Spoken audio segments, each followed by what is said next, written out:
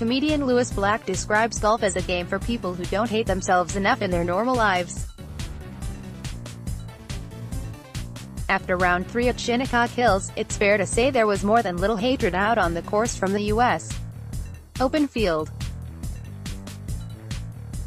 If there were any question how the USGA felt about the field taking apart Erin Hills at last year's championship, we got our answer this week in Southampton. Given the high scores, we may remember Saturday as the slaughter at Shinnecock, or maybe rip on the LIRR. By the time the leaders made the turn, there wasn't a player in red figures as one of the greatest championship venues in golf bared its razor-sharp teeth. Dustin Johnson began the day 4 under, 4 clear of the field as the 36-hole leader. By the 8th hole, he was 6 over for the day and looking up at the leaders. On a day when pars were more like birdies and real birdies were nearly unthinkable, Johnson managed to fight back with a birdie at the 11th. As the field crumbled around him, it didn't take any more birdies from DJ to retake the lead. An ugly 3-putt, are there any other kind, on 18 cost him the outright lead and a spot in the final pairing. Johnson finished 3 over for the championship with a 7 over 77, and in an incredible move, Daniel Berger and Tony Finau each shot 66 to move from 11 shots back at start of play to tie for the U.S. Open led. Brooks Koepka, the 2017 champion, briefly held the lead, as did 2016 British Open champion Henrik Stenson, though Koepka was able to hold his position and take a share of the lead into Sunday. Koepka and Johnson will play together, the last 2 winners of this championship. For some added symmetry, they'll be part of the first over par U.S. Open leaders since 2007 at Oakmont, the course where Johnson won his first major championship at the 2016 U.S. Open. Meanwhile, the vitriol toward the course setup came even from unlikely sources like Zach Johnson, who insisted the USGA lost the golf course. If the mild-mannered Johnson thought enough to voice his frustration, you know things got out of hand. In fact, the greens were so treacherous, Phil Mickelson did something utterly unthinkable.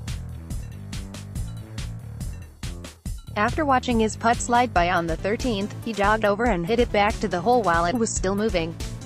And in case you're wondering, no, you can't do that. Lefty earned a 2-shot penalty and wound up carding a 10. He said he didn't feel like playing ping-pong with the hole, and there were PGA Tour pros who took to Twitter, insisting he should have been disqualified. By rule, the USGA could have DQ'd him. Phil Mickelson is off the rails. Acting like a 4-year-old out there. Pic.twitter.com/doomhorn. Will Brinson, at Will Brinson, June 16, 2018. Mickelson wasn't the only one dealing with the diabolical putting surfaces. Players were putting off the green, or hitting iron shots that ran not just through the green, but 40 yards off the back, as Justin Rose did at one point. The 15th hole created such carnage, one of the Fox broadcast analysts referred to the pin location as embarrassing.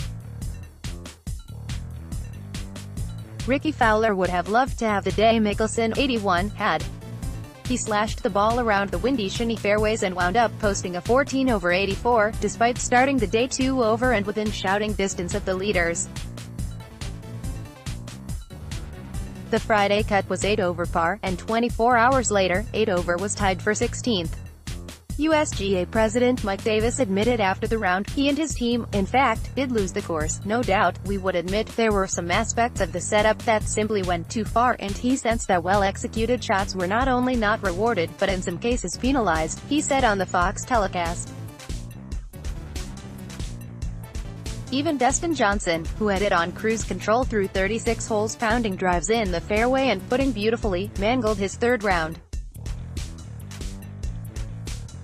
His game got so ugly, the long-hitting Johnson started simply hitting iron off ever tee, trying to avoid the rightward miss he'd been struggling with most of the day. But all DJ had to do was white-knuckle to the finish. When Justin Rose made bogey on the par 5 16th, no one was within 2 shots of Johnson, and suddenly Berger and Finau, who had finished hours earlier, were just 2 off the lead and in a tie for 2nd. Moments later, Johnson made bogey at 15 to bring the field 1 shot closer. If he's going to win his 2nd U.S.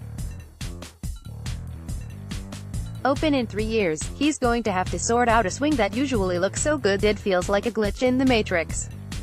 Meanwhile, Brooks Koepka will have a chance to go back-to-back at the US Open, the first time since Curtis Strange did it in 1988 and 1989. Coincidentally, Strange is doing on-the-course analysis for Fox. He has a chance to guys like Bobby Jones and Ben Hogan among the greats to pull off such a feat. Speaking of historic feats, Patrick Reed, who started the day 9 off the lead, shot a 1/71 and sits just 3 back. After winning the Masters, Reed has a chance to jumpstart a surprise Grand Slam bid on Sunday. For whatever criticism can be leveled on the USGA for the difficulty of certain holes, the leaderboard is jammed with top players and it's unlikely we'll get a fluke champion. In a blood-and-guts US Open, that's all fans can ask for on the weekend, especially at a venue as venerable as Shinnecock Hills. There are 4 US